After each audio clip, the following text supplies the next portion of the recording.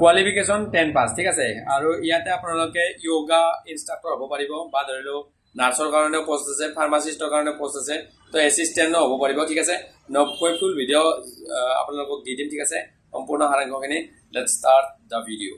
প্ৰথমতে ইয়াতে কি কি পষ্ট আছে মই পষ্টখিনি জনাই দিম, আৰু এইটো বিশেষ কৰি 10 পাছ লেভেলৰ পষ্ট হয় ঠিক আছে। আপোনালোকে যদি 10 পাছ কৰে তেনেহ'লে ইয়াতে এপ্লাই কৰিব পাৰিব। ইয়াত কোনো ধৰণৰ ৰিটেন নাই, কোনো ধৰণৰ ৰানিং কৰিব নালাগে আপোনালোকে, মাত্ৰ আপোনালোকৰ ট্ৰেডৰ চাৰ্টিফিকেট থাকিব লাগিব, আৰু তাতে এটা আপোনালোকৰ ট্ৰাইল হ'ব ঠিক আছে। নটিছ হয় ইয়াতে আপোনালোকে প্ৰথমতে দুটা পষ্ট দেখিব লাগিব, টেইলৰৰ দুটা পষ্ট আছে, ড্ৰেছাৰৰ ঠিক আছে, এইটো under DG CD and CGHG ঠিক আছে, আৰু দুটা পষ্ট আছে আপোনাৰ নাৰ্ছৰ, আৰু এটা পষ্ট আছে আপোনালোকৰ কাৰ্ভ ইনষ্ট্ৰাক্টৰ, এটা পষ্ট আছে আপোনাৰ কাৰ্ভ হেল্পাৰ, এটা পষ্ট আছে আপোনাৰ য়োগা ইনষ্ট্ৰাক্টৰৰ কাৰণে, এটা পষ্ট আছে য়োগা ইনষ্ট্ৰাক্ট্ৰেছ অৰ্থাৎ ছোৱালীসকলৰ কাৰণে। নেক্সট আপোনাৰ 8টা পষ্ট আছে আপোনাৰ ফাৰ্মাচিষ্টৰ কাৰণে ঠিক আছে। তো এইখিনি পষ্ট আছে, আৰু এইখিনি পষ্ট আপোনালোকৰ দৰমহা হ'ব 14,000ৰ পৰা 70,000 পৰ্যন্ত ঠিক আছে। ইয়াৰ এপ্লাই দিলে আপোনালোকে 22 তাৰিখৰ পৰা অহা মাহৰ 22 তাৰিখলৈকে, অৰ্থাৎ ফেব্ৰুৱাৰী 22 তাৰিখলৈকে ঠিক আছে। নেক্সট আমাৰ ল'ৰা ছোৱালী দুয়োটাৰ কাৰণে ভেকেঞ্চি আছে ঠিক আছে, মই স্ক্ৰীনশ্বট লগাই দিছোঁ যিখিনি ভেকেঞ্চি আছে।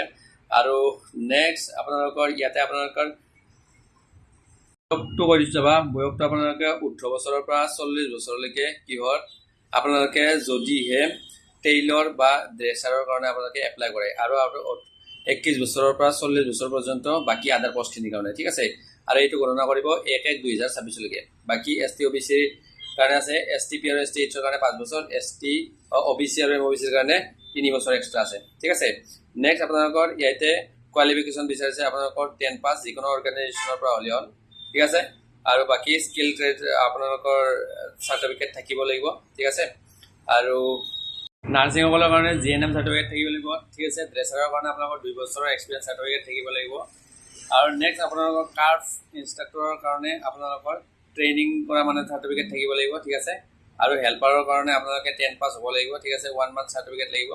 নেক্সট আপোনাৰ য়োগা ইনষ্ট্ৰাক্টৰৰ কাৰণে য়োগা অৰ্গেনাইজেশ্যনৰ পৰা আপোনালোকৰ কিবা থাকিব লাগিব চাৰ্টিফিকেট ঠিক আছে। ফাৰ্মাচিষ্টৰ কাৰণে আপোনালোকে মেডিকেল কলেজৰ পৰা আপোনালোকৰ ডিপ্ল'মা থাকিব লাগিব ঠিক আছে, আৰু ৰেজিষ্টাৰ থাকিব লাগিব ঠিক আছে। আৰু বাকী আপোনালোকে যদিহে আপোনালোকে ইয়াতে এপ্লাই কৰিম বুলি ভাবে তেনেহ'লে আপোনালোকৰ চাৰ্টিফিকেট থাকিব লাগিব ঠিক আছে। নেক্সট কথা আপোনালোকৰ এটা ট্ৰেড টেষ্ট হ'ব, ট্ৰেড টেষ্টটোত আপোনালোকে পাছ কৰিব লাগিব, তাত 50 মাৰ্ক থাকিব, এক্সট্ৰা মাৰ্ক কোনো ধৰণৰ নাই ঠিক আছে। আপোনালোকে এই ট্ৰেড টেষ্টটো দিবই লাগিব, এইটো কম্পালচৰি হয় ঠিক আছে। বাকী SLPRB অফিচিয়েল ৱেবছাইটত আপোনালোকে চাই কিনে ভিজিট কৰি কিনে গোটেইখিনি বস্তু চাবা। আৰু এপ্লাই কৰাৰ কাৰণে আপোনালোকৰ ফটোৰ থাকিব লাগিব, 10 পাছৰ চাৰ্টিফিকেট থাকিব লাগিব। বাকী এইখিনিয়ে। জয় হিন্দ, জয় ভাৰত, জয় অসম।